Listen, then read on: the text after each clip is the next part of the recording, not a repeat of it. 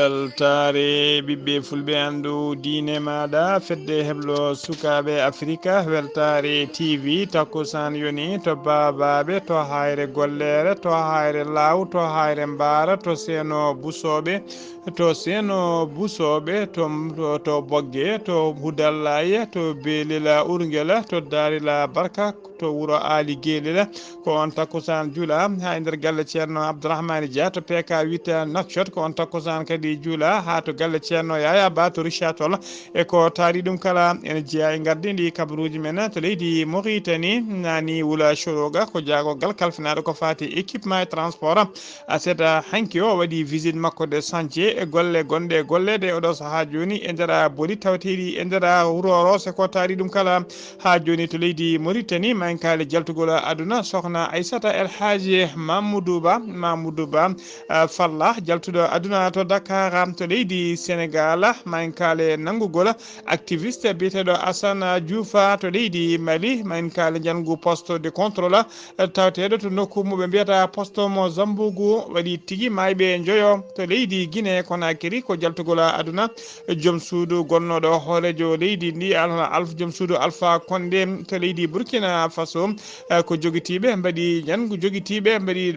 janguji joguitiɓe mbanno janguji sebbitiɓe mbanno e nder guure ɗiɗi to wuuro witego Tondombi e to wuuro witego Kourabou bila o ɓeydima no fewi oɗo saaha joni mayɓe ene jaare 49 neɗɗo to leydi Nigéria to funnague leydi ndi teskama e nder balɗe 5 janguji fodde 130 neɗɗo wasi hen pittari men habaruji men joolam jaɓeri ma jaaha to leydi France to leydi Philippine ha to leydi Yemen bisimilla mone ketki hotodirte joni piren pacciren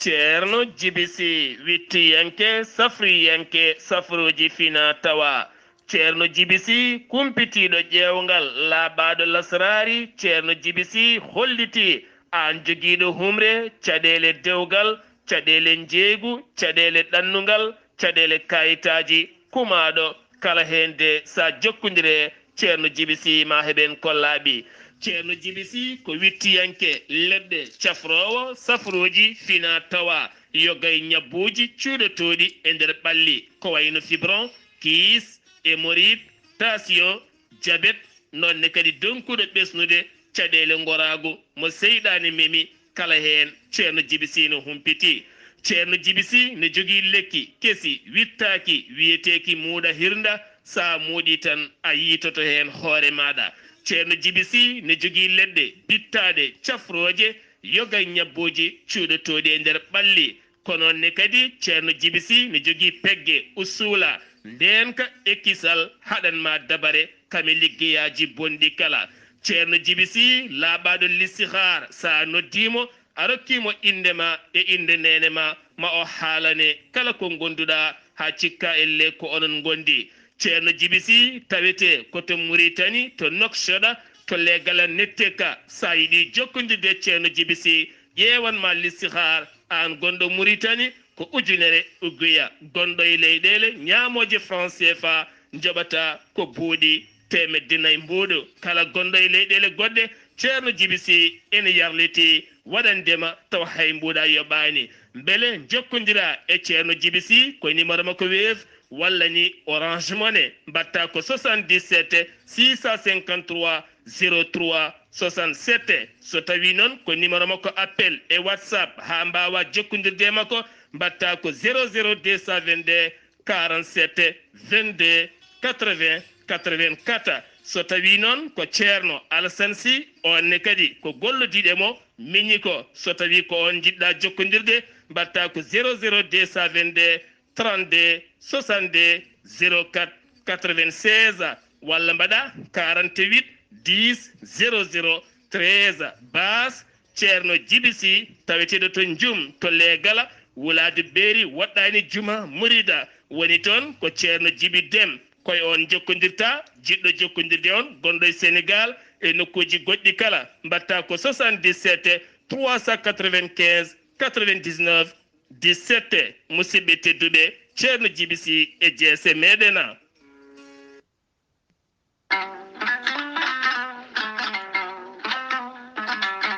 kuura ko koddiɗo belɗo hen banggue jawɗo bomde so tawi mbaɗɗa hena ko matériel mo moƴƴani. comptoir français de électricité ari e dow moɗona addani mon ko produit moƴƴo matériel original giwɗo tonto leydi France taw kadi an gonɗo e mahango guila e galle ma ha e batimaji maɗa jumaji e jamaji kala ko maha toon son jokkodire comptoir français d' électricité ma on keɓe en hoolare timmude no feewi. an mahaɗo galle mum aɗa waɗi hen kalisaji ha heewi aɗa itti ɓoggi kuura ɗi moƴƴani walla contact uji goɗɗi aɗa waɗi hen saaha kala ene bonna matériel uji maɗa ene suma lampaji maɗa jokkodire comptoir français d' électricité joni joni keɓa hoolare. comptoir français d' électricité tawete koto Dakar lamorgo leydi Sénégal to Kermassar taɓande temedere hakkude mum e Auchan koni henna sifori. so tawi ko comptoir français d' électricité so tawi jiɗɗa ko modulaire uji moƴƴi jokkodire mabɓe disanteur uji moƴƴi différentiel uji moƴƴi table électrique kononne kadi lampaji e ampoule aji kala couleur mo jiɗɗa aɓe jogui taw kadi ko lampaji leernoji hakkude galle ha bedda kala hen no jiɗirɗa projecteur uji moƴƴi aɓe jogui ɗumena ko nonne kadi ɓoggi vidéo surveillance jiɗɗo wadde ɗum e galle mum aɓe jogui hen kala ko jiɗɗa les botaji moƴƴi kala hen ko jiɗɗa sa jokkodiri e comptoir français d' électricité joni joni keɓa hoolare. cumoji ɗi ene keewi e kala saaha lampaji ɗi ene cuma firgoji ɗi ene maasa kono kadi sa jokkodire comptoir français d' électricité a moosat ha tina a heeɓi ko laaɓi. sa yiiɗi jokkodirde mabɓe mbatta ko 00 221 77 542 50 84 walla mbaɗa 77 605 48 02 musidɓe tedduɓe jaɓanena comptoir français d' électricité e dow meɗena.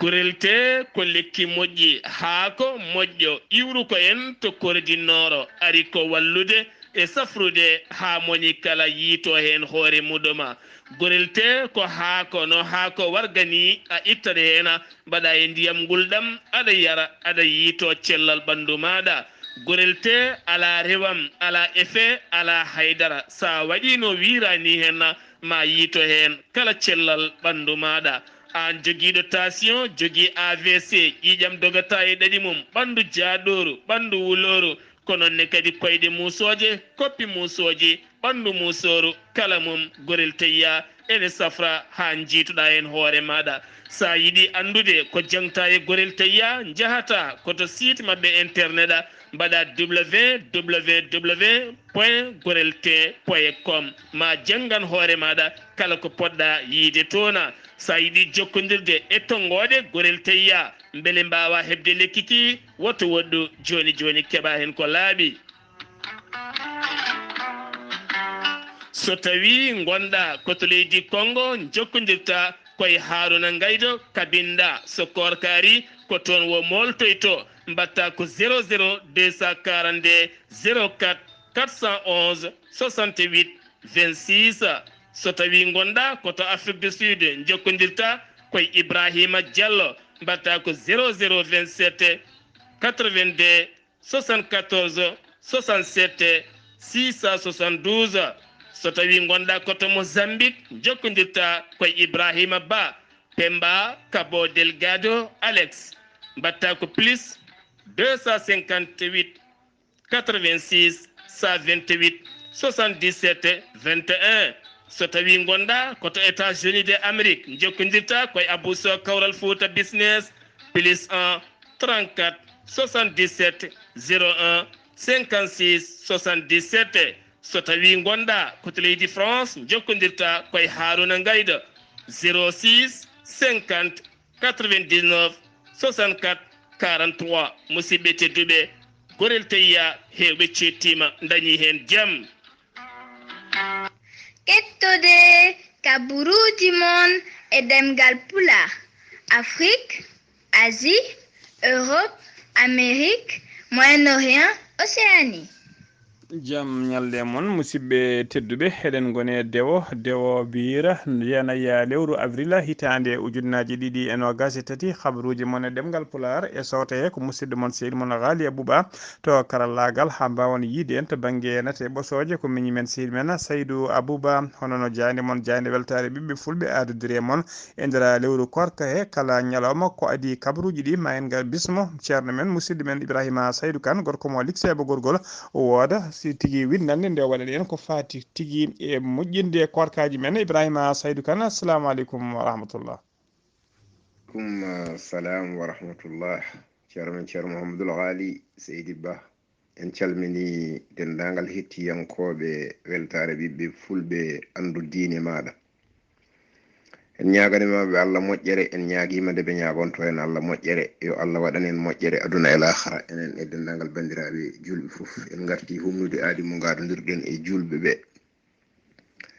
Sikki ala mbiɗen naafilaji lewru korka ko hunde moƴƴere, ko hunde yiɗande. Naafilaji ɗi noon ene keewi fannuji, defte ɗe ene keewi ni cirti. So tawi en kiɗima naafilaji ɓeɗo gadda naafila mbiya ko ni naflirte, ɓeɗo mbiya ko ni naflirte, e fof ko ha moƴƴere ɓeydo hewde tan. Luural anduɓe ko nafoore majjuɓe jom bindi en mbi. Sikki ala ko ɓuri hawrede kam nelaɗo Muhammadin sallallahu alayhi wa sallam to yummen Aissata wonto haale hadis o wi wonde nelaɗo juulatano ko ɓuri darde 10 jamma. Ɗum noon so tawi koye korka walla ko wona e korka fof ko ɓuranno tan ko juunude darde ɗe. So tawi noon neɗɗo wawi naflude naafilaji kewɗi ɗum baasi ala hen ko ha baraji ɓeydo hewde tan. So tawi a heɓiɗa hunde a rendini ene gasa heewa. Won hewɓe noon nafloyta ko jama. So tawi a nafloyi jama aɗa yiɗi wadde naafilaji goɗɗi a wasat uddude to jama to. So tawi jama o fuɗɗima e uddude tan an mbasa uddude gueƴe ma ɗe woni ko wiyete safa e witiri ko darɗe 3 baddeteɗe caggal gueƴe ɗe. ɗen waktu majje ko caggal nde julɗa gueƴe ha ko hedde fajiri seeɗa e ferde waktu majje ko ha nden. So fajiri feeri tan noon waktu majje ɓenni ɓe joɓetake. E ko woni tan ko jiɗɗen wiide, so tawi neɗɗo naafli naafila muɗum walla o naafli ha o tampi o yiɗi foftade, on wawi foftade o lelo o ɗaano. So tawi o hijjitoyima o udda gueƴe ɗe walla o naafla ko fonno naaflude ko o udda. Ko woni tan ko aña ko uddude laabi ɗiɗi ɗum ene aña. Walla ala ni an a uddi gueƴe, a uddi to jama to, a arti a lelima ɗanima hijjitima jamma, aɗa wawi naflude caggal nde udda nde ko to uddugol ngol tan. Sabu nelaɗo Muhammad sallallahu alaihi wasallam wi witiraji ɗiɗi mbattake e jamma goto. Witiraji ɗiɗi mbattake e jamma goto. Habri hadis o ko Tirmiziyu. O wi kadi on udduɗo gueƴe o ɗaani o yiɗi naflude caggal ɗum o hijjiti yo naflu kala ko yiɗi naflude, kono hoto fillo safa e witiri o walla hoto fillo witiri o uddugol ngol ko darnde uddirtede nde hoto fillo ɗum. O ko musidɗo mon Ibrahima Saydou Kane ɗo e liksebe gorgol ngam weltare ɓiɓɓe fulɓe andu diine ma. On jarama Seydi Kane, golle ma jooɗi peewi. Heɗen mbiya tan yo Allah nurdina gandal ngal, allahumma amina. Habaruji men ɗemgal pulara to leydi Mauritanie puɗɗoɗen hono président de la fédération mauritanien de football woni hoorejo fédération fugu koyngel mo leydi mauritanie hono biyeteɗo ahmed wulyaya o waɗama reeli woni tigui o subtama kadi yo artu jokka golle makko ɗum ko aljuma ɓennuɗo o yo aro jokka golle makko e gardigo fédération ko ɗo noon woni manda makko battowo mo nayabo tawi kadi manda hen kala ko duuɓi nayyi hay goto noon alano mo ɗaftodirta e oɗo tigui ɗiɗon subgoji kono teskama 35 délégué kamɓe kala ɓe cuuti juuɗe wonde kay eɓe jaadi yo jokku gardigu fédération ahmed yahya noon holliri ha joni caggal kay nde o suuɓa yaw addo oɗon 4e mandat o holliri noon ha joni woni yidde makko e fandare makko tan ko ƴellidde fugu koyngel leydi Mauritanie ha fugu koyngel wawa hebtinede nder leydi he ha e caggal leydi kala ha joni kabaruji men ɗemgal pulara to leydi Mauritanie ha joni o MS woni organisation mondiale de la santé ko fedde gotagu windere halfinaɓe ko fati cellal aade jooɗe ha fati cellal aade joɗɗiɗo cetal ngal ɗon joɗiɗo fedde nde e nder ha leydi Mauritanie ɗo to Nouakchott o yuɓɓinino kumtari ngam mawninde manditare wattore duuɓi 75 ko fedde OMS nde woni organisation mondiale de la santé ko fedde nde tafa fay joni o ene tawtora noon cérémonie o hono Mariama Mohamed Fadela Da on ko joom suudu hoorejo leydi ndi woni la première dame woni la première dame mo leydi Mauritanie cérémonie o noon waɗi ko waɗno ko ñande jeeɗiɗi lewru avril gonɗen ɗo kadi hawri kadi ɗum hawri ko journée mondiale de la santé mo yuɓɓinte kala hitane kala ñande jeeɗiɗi e lewru avril journée mondiale woni ñalawma windere mo mawninta ko fate cellal aade ene mawnine e kala ñande 7 avril e kala hitande ha joni kabaruji men ɗemgal pulara to leydi Mauritanie ha joni nani Wula Choroga kañum woni ministre de l'équipement et des transports kanko woni ministre de équipement et transport ko kanko kadi woni porte parole woni joguiɗo konngol laamu tongol gouvernement ko leydi Mauritanie o waɗi asata hanki o jillu makko e nder chantier ji tawateɗi to natirde Rosso e yaltirde Rosso ha e nder Rosso kala taw ko chantier ji pewnidigol ko fati e boni e beddaji e carrefour uji tawateɗi e nder wuuro Rosso ngo e kotari ɗum kala o yahani goto noon omo yaduno e biteɗo Mohamed Wula Talib Amar on ko ministre de l'hydraulique et de l'assainissement e visite uji ɗi kadi ɓe visite yi kadi ɓe jeehi waɗide visite hono pont Rosso Mauritanie gonɗo e mahede kay hakkude Rosso Mauritanie faya Hayras Sénégal ɓe kettima toon noon ko fati explication ngaji ɓeɗon gollotoɓe e pont o holliri noon golle ɗe ene jaari yesso hano hannirtini kanko nani Wula Choroga noon caggal kay nde o gayni visite aji makko huccodire janiyankoɓe hollude weltare makko mawde no fewi ha tenti kay e ɓen taw ko fewnoɓe booli e nder Rosso e yaltirde Rosso e natirde Rosso kala o holliri tigui wonde golle ɗe ene ƴelliti eɗen jaari yesso hano hannirtini o holliri kadi wonde ɗo e jonte seeɗa ma golle ɗe kala kiɓɓu hano hannirtini nani Wula Choroga noon o waddi jillu waɗide visite aji chantier ji ɗi noon koye waddi visite aji chantier ɗi koye waali 3 ans hono Mohamed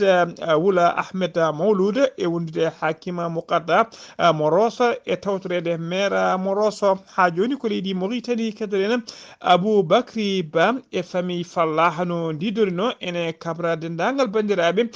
dendagal bandam woni punion national et international kala ha tengti noon e jowolnaɓe jaltugol aduna biyetenoɗo sokhna Aissata Elhaji Mamoudou Ba sokhna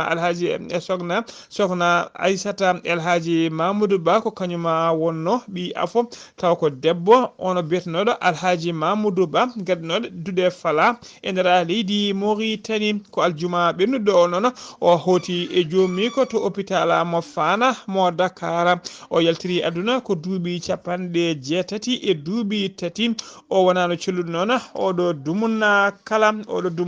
o wonano celluɗo jayde weltare ɓiɓɓe fulɓe andu diine maɗa fedde heblo sukaɓe Afrique gardugol ceerno Habou Diallo en noldi duwawuji men faade dendagal famille makko ɓesguji makko e dendagal jolnaɓe kala eɗen mbiya nde Allah yurmotomo yafomo harnamo aljanna kanko e dendagal mayɓe julɓe kala allahumma amina habaruji men ɗemgal pulara sen mima to leydi Mauritanie koto leydi Sénégal paɗen to leydi Sénégal to leydi Sénégal Assane Diouf ko activiste Sénégal naajo balɗo assuite Sénégal naajo badnoɗo erango ko wiyetelen instruction yo tigui yo yimɓe jippo e booli hollirde mette mumen hollirde kadi jaadani e laamu Macky Sall ha tenti noon ko fati miijo ko wiyete 3e mandat avocat makko noon hono maître Cheikh Qouraychi Ba o holliri tigui wonde o wiyama teɓa guila aset hanki 6 lewru avril ko tawa kadi ko digga woni division d' investigation criminel ko kañumen teeɓimo e oɗo saaha joni noon omona tawi juuɗe mumen siftinde on noon Assane Diouf ɓurno wurde koto dowlaci dentuɗi Amérique ha joni kabaruji men ɗemngal Pulaar to leydi Sénégal ha joni dawrugol ngol leydi Sénégal finiri aleta hande o 9 lewru avril ko sunare jaltugol aduna biyetenoɗo Ibrahima Sène noon ko kañuma wonno secrétaire chargé des questions économiques landa witeka PIT woni parti de l'indépendance et des travail parti de l'indépendance et des travail ko parti de l'indépendance et travail ko jamma aseda hanki tawi kadi jengi jamma aseda hanki tawi jengi ko non tigi hoti e jomi ko Ibrahima Sène noon jibinano ko gila 1er lewru mai 1946 ko neɗɗo daraniɗo ko fati justice économique e banggue daraniɗo kadi ko fati haqqe gollotoɓe ko ɗum tigi wonno ko ɓuuri teskede e makko ko daranoɗo kadi ko fati eppine e ganni leydi Sénégal e dendagal pine e ganni dengre Afrique kala eɗen mbiya tan yo Allah yurmomo yaafoma halam aljanna kanko e mayɓe julɓe kala o yaltiri aduna ko duuɓi 97 ha joni ko leydi Sénégal keɗoɗen jeena ha to Tambacounda noon ko policier goto wiya toon teeɓa o nanguira noon ko guyka ko ñande jamma aljuma ɓennuɗo ɗo hennene o ko ndenti ine wiyata ñande jamma aljuma ɓennuɗo ɗo ko nden tigo wujjuno motoji ɗiɗi sara tribunal des grandes instances mo Tambacounda ko ɗon wujjuno ɗiɗon motoji ɗiɗi gila ɗon wujjuno ɗiɗon motoji ɗiɗi o wujjiɗo noon ko sanga 1h du matin hen moto goto noon ko ancien militaire woni gonnoɗo militaire kañum jeeyi oɗon moto keddiɗo o ko gollotoɗo goto taw ko agent de sécurité ASP gollotoɗo to tribunal o ko ɓen ɗiɗo jeeyi ɗiɗon motoji nden noon agent ASP o teskima moto mum yaade ko ɗon tigui wulliti to mawɓe mumen ɓenne gulliti tigui mbaɗoy tigui plainte toon to commissariat mo Tambacounda mbaɗi plainte contre X ko ɗon tigui police o ummini losgoji ɗi noon gaddiɓe ha e oɗo policier ɓe tawi noon ɓe teeɓimo ɓe tawi galle makko noon motoji ɗiɗi kala kanko policier noon e oɗo saaha joni mo tawi e juuɗe daddiɓe koto Matam paɗen to Matam noon ko tana musɗo waɗi toon ko policier goto gollotonoɗo kay e nder commissariat central wuro ngo taw kadi ko agent de sécurité woni agent tigui sécurité routiére ko fati e laaɓi ko hen tigui o gollotono ko on wasi fittade makko noon taw ko kanko felli hoore makko e saaha kay o wonno e fompude pistolet makko mo ɗum manipulé nde ko yejjiti kural ne heddi toon ko ngal kural sorti noon yani e buhal makko noon o gañande musde no fewi o nawata cuuɗi safriɗi docteur ɓe mbaɗino dole mumen ponno mbawino oppirdemo kay ha opération rewi lawol hano hannirta ni ko noon hawri koye sati ko hen o wasi fittandu makko ɗum ko ñande aljuma tawa ñande aset ndo noon ɓe ɗaminno tigui so tawino kaya o yeeɗi wuuro ƴettinoma aset o ɓe ɗaminno ɓennindemo to Dakar kono heɓani ɓenninede Dakar omo wiyeteno noon Oumar Silla noon o wiroya koto wuuro mabɓe to jeeya to Kolda ha joni kabaruji men ɗemngal Pulaar senumima to leydi Sénégal ko to leydi Sénégal ha joni jiyan ha to Ziguinchor jabboɗen musidɗo men sehil men Amadou Issaga Kébé assalamu aleykum wa rahmatullah. Wa aleykum salam wa rahmatullahi ta'ala wa barakatuh. Ghalii Abuu Bah salmitama e dennangal hettoɓe Weltare TV. Kabaruji garanɗe ɗo e nder Ziguinchor jeheten ko to e garu Thier ene wayno kamɓe sofereɓe ɓeydi ɓe jooɗima ɓe mbaɗi haalirde mabɓe hanki ɓe kolliti kamɓe de caɗele garage mabɓe o transport o ne wayno dogani ko lewru korka aɗa fewde joni ɗum noon dogani nde journaliste ji ɗi namdiɓe holko waɗi ɗum ɓe mbi ko garsuji holɗum local ene kewi ɗo e wuro ngo ma won fodde garsuji nayyi enen mbiyata holɗum bisuji en carsa e nder wuro ngo ɗum noon eɓe kalani laamu ngu ko ɓooyi yo laamu ngu waw darade arita ɗum ɗo ɓe tawi noon ko laamu ngu woni caggal ɓeeɗo ko laamu ngu hebli ɓeeɗo gila ɓe mbaɗi gueref holɗum ɗo e auto ji garage auto ji jahata laamu ngu hebli ɗiɗo bisuji ko jiiɗa e bisuji laamu ɗi ɗum noon kamɓe e kolliti mette mabɓe no feewi so korka gasi noon so tawi ɗum ɗo no continue ɓe kolliti koɓe baroɓe laabi ɗi oto yahata oto arata so en garti ɗo e feeto communion hande eɗen gandi hande bamɓe tugen ma mbar ɗo no feewi ina wayno hanki noon pale heewi ɗo wullu mbaro en Ousmane Abou Tall en kamɓe dey ma won nayo jaggama hanki ina gujji bamɓe tugi ɗo kande ɗo yenna yantude ɗo e tillen wattude yimɓe ɓe naafilta nde on saaha kamɓe de ɓe jagga eɓe ɗowi ɗiɗo bamɗi ɗum noon eɓena e juuɗe police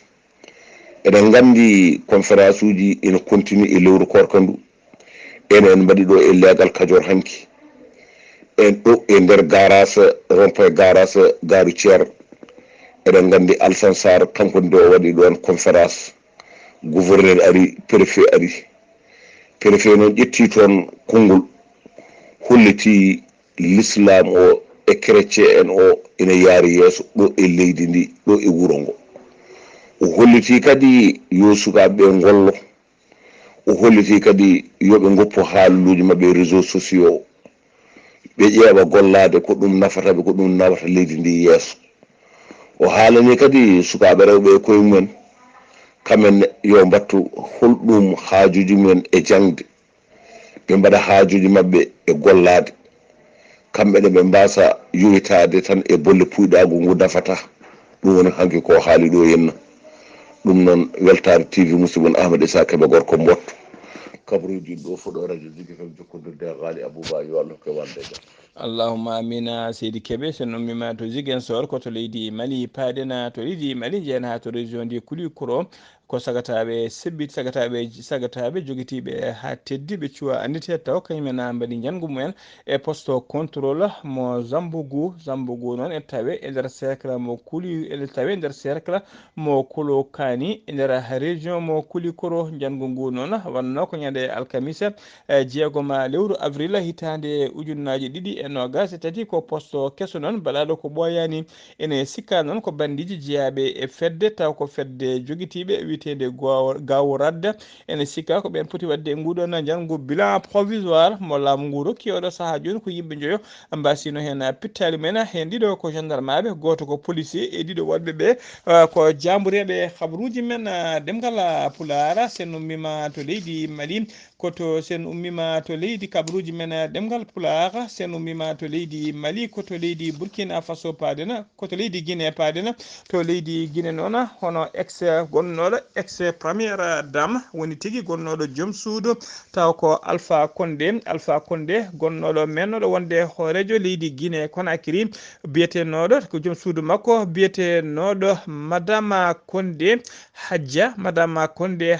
Diané Kaba ko kañuma yalti aduna kikiɗe aset hanki jeetati lewru avril hitande ujunnaji ɗiɗi e nogas e tati to Paris lamorgo leydi France ko gila juillet 2021 noon o mino Conakry o yaɓani Paris e mbadi safruji e gan sanga noon oni tigui ko gila kay joom galle makko hono Alpha Condé ne heddino tigui e jeppere laamu ko gila nden o yano to leydi France e mbadi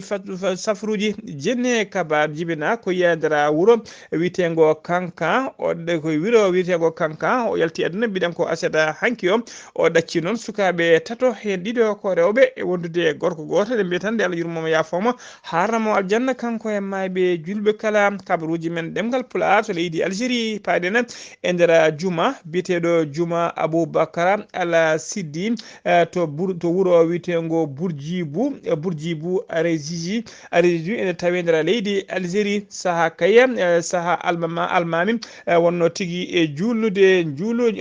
julnude juma ka taw ko nafila e mbadi trawiye teskama tigui ko ɗon ulludu ari tigui woni ngayde makko ha ɓooyi ulludu diwi to ɗon tigui to dari omo jangga ulludu diwi ha e balaɓe makko jaggi tigi e balaɓe makko haɗani omo juula omo jokki juulu makko o dillani o maññani o ficcani ulundu o riwani ɗum woni tigi julde juulu makko haw gayni oɗon image noon waɗi tourdi mondo fodde milliard neɗɗo wawi tigi yiide oɗon image holliri hen kadi weltare mum mawni no fewi kadi ɗum mawni ni diine islam o no fewi yimɓe hewɓe noon oɗo saaha joni noon oɗon almami o waɗi tigi o woni célébré oɗo saaha joni o ɓeyi no fewi e nder windere hekkala ko ɗum saabi kadi hono directeur des affaires religieuses mo leydi Algérie waɗimo honoré tigi e ngal ɗon baɗala ngal o waɗi ha joni kabaruji men ɗemngal pulaar sen ummima to leydi Algérie ko to leydi Maroc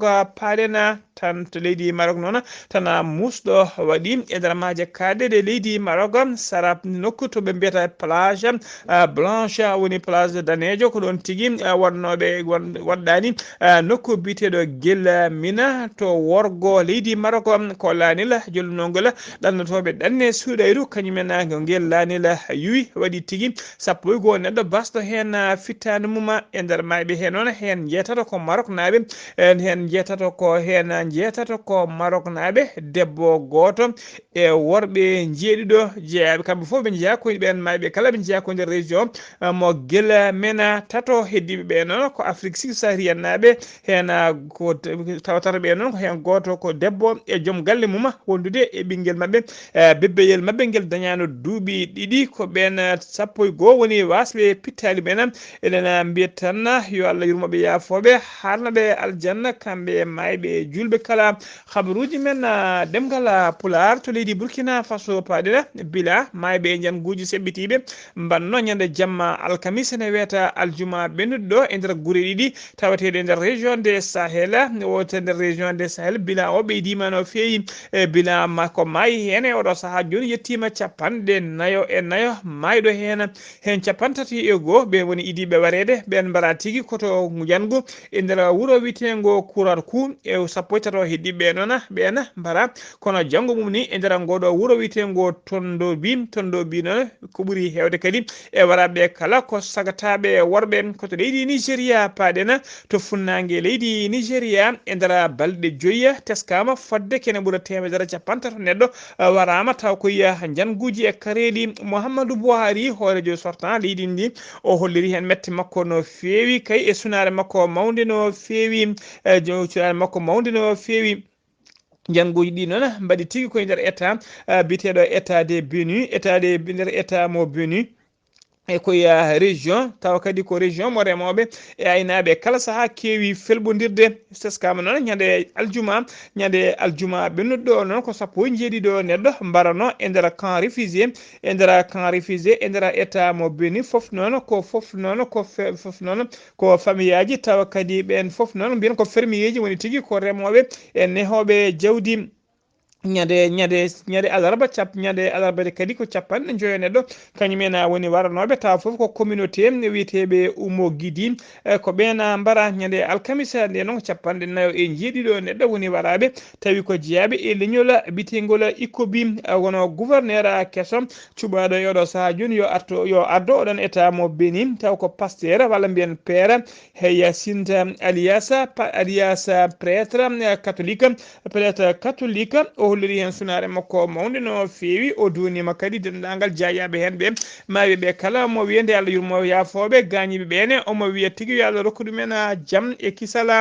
kabaruji men jolam jaɓɓeri koto leydi France paadena jamma aseda hanki sanga 0 heure ene wiyata alede hande ko immeuble goto woni huɓere tonde toggodirde kañum tigui tawatede to 17e riide Tivoli e nder Marseille wuuro ɗiɗaɓo taw ko banggue mawnugol e nder leydi France ko nden on immeuble kañum derguiti immeuble o noon derguittonde o yadiri tigui e hunde e banggue bâtiment ji ɗiɗi e bâtiment 15e e bâtiment ma 19e riiti voɗi hen hono no holliri kaya mera wuro ngo wono Benoit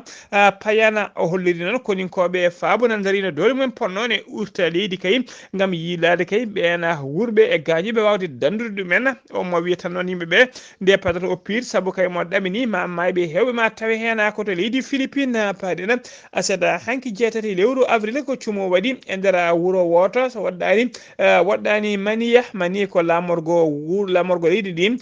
ko lamorgo leydi ndi tawa ɗum no cumu ngu waɗi koto wuro witengo taytaye noon en tawe to worgo maniya woni lamorgo leydi ndi taskama noon yimɓe jeeɗiɗo mbasi hen pittali men koto leydi Yemen paɗena to Yemen noon ko délégation timmuɗo taw ko sawdunaɓe woni Arabie Saoudite naɓe kañumen tawate oɗo saaha joni to sana lamorgo leydi Yemen addiɓe to noon ko yidde kay wadde négocier ko wiyete trêve woni tigui dartogol